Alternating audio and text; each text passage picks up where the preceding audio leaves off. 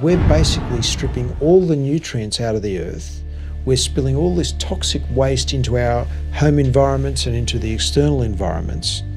And we're basically killing the planet. It's those chemicals, it's that stress of life, it's those environmental contaminants and pollutants outside. Just for example, air pollution, water contaminants, all of those literally mean that our body is constantly being bombarded. Our bodies are literally 5 million years old. Sometimes it feels like that when you wake up in the morning, but they're 5 million. Our digestive system, all of these things, our muscles, we were designed to be leading a life of the hunter-fisher-gatherer. And the only stress we had was the acute stress of the kill. And there were no synthetic chemicals. Fast forward 5 million years and here we are, living inside in a contaminated environment. The immune system today is having to deal with tens of thousands of completely alien chemicals to the biological experience of the human organism. And what that means over a period of time is that we can become immune deficient, especially if we have the two-edged sword of the diet, or a poor diet, lack of hydration, lack of exercise, and stress cutting in at the same time. I would suggest that up to 95% of the chronic illnesses that we're suffering from ADHD to Alzheimer's, heart attack, to stroke and cancer, to arthritis and all those other diseases are linked with our diet and lifestyle of the 21st century. I think it's important to recognise the fact that 1 in every 2 men get cancer in their lifetimes and 1 in every 3 women get cancer in their lifetimes, and that we are facing a major and unparalleled cancer epidemic. And at the rate in which we're going, it'll become an almost universal problem in which 1 in every man will get cancer in their lifetime unless we come to grips with this question of reducing avoidable exposures to carcinogens in the totality of our environment. 45% of people living in the modern world can expect to die of some form of cardiovascular disease. The rates of cancer are increasing above 30% now. They used to be around 25, they're going up to 30, 35%. They're increasing all the time, and I think one of the reasons for that is the excessive exposure to these ubiquitous synthetic chemicals, both within our homes and outdoors as well, and also the increasing exposure to radiation. And it's just everywhere in many of the products we use within our home.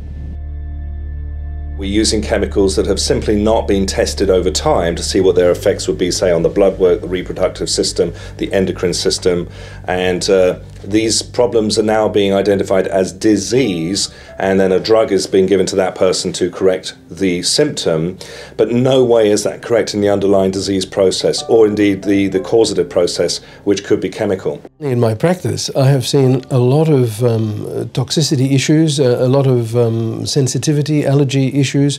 We have people who are sensitive because the total load of all these sensitizing chemicals is too much for them to bear. A chemical I'm concerned about is sodium lauryl sulfate, SLS, and the reason I'm concerned about it is, first of all, we know it's used extensively in industry as a degreaser, but nowadays it's found in just about every single one of the personal care products that an individual will have. So you've got it in your soaps, you've got it in your shampoos, conditioners, anything that foams up, you've got sodium lauryl sulfate. And it is particularly harsh on our skin. It strips away all the natural oils. This is commonly found in toothpastes as well. And of course, in a toothpaste, it's mixed with another half a dozen or a dozen products. And of course, they can also disrupt the cells in the mouth. The SLS can then be absorbed quicker into the blood, whereas it's exactly where you don't want it. Why do you want a foaming agent in your blood? It's crazy. And so we find that, for example, diethanolamine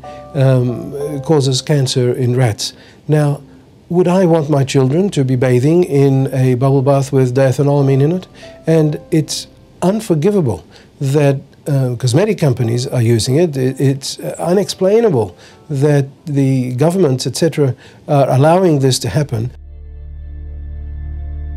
We know there are vitamin C issues with food that is left lying around at room temperature. We also know that a lot of these foods are grown in soils that have become progressively deficient in minerals over the years, which passes the whole problem to the agrochemical industry, who now have to offer farmers pesticides, herbicides and a whole range of chemicals to rid the bugs. Of course, the bugs are only there because the food is sick. And that's the food that goes into the food chain. We definitely need to look at putting in additional nutrients into our system.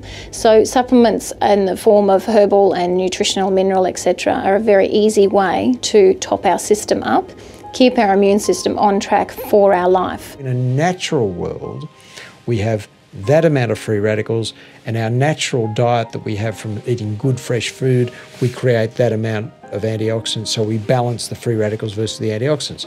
And the people living in a very natural environment don't get the heart disease and the cancer. In our world, where we get that amount of free radicals, only that amount of antioxidants, there's that huge shortfall, and that's why I believe we really need to markedly increase the dose of antioxidants we get from all sources, not just from food. But what's the problem in our modern medical system? We have the ambulance parked at the bottom of the cliff waiting for people to fall off. So instead of fixing the rails at the top of the cliff, what do we do in medicine? We build faster ambulances. We wait for someone to have their heart attack or their bowel cancer operation, and then we give them treatment. That's craziness. What we need to do is to focus on disease prevention and cancer prevention. The wake-up call is that we are not a healthy society, we're a sick society, we're getting sicker and sicker and sicker every day because of the reckless policies of global petrochemical industries whose interests are so great and whose influence with governments and regulatory agencies are so great that the information of the risks of their products is not being communicated to the public, hasn't been communicated to the public, and will not be. Realise that what happens in the environment is every single person's responsibility, every single person's problem. So I believe life is about making a decision. It's not making the big decision that you're going to change the planet. It's not making the big decision you're going to change yourself and be healthy. It's making 30, 40, 50 small decisions every day. Decisions like, no, I won't use the elevator or the lift or the escalator, I'll walk up the stairs. No, I won't eat that biscuit, I'll have a piece of fruit, or I'll have a natural, a handful of natural nuts or something like that. I won't yell at that idiot in the traffic who just cut in front of me. It's about making all those small decisions. No, I will use a more natural product than using some synthetic deodorant. I'll use a natural toothpaste than a synthetic toothpaste. It's making all of these small decisions in your life every day that either take you and the planet towards good health, or you and the planet towards a premature death and demise. And we not only have a responsibility for ourselves, but a responsibility for our children and our children's children to keep all of us and to keep the planet very healthy.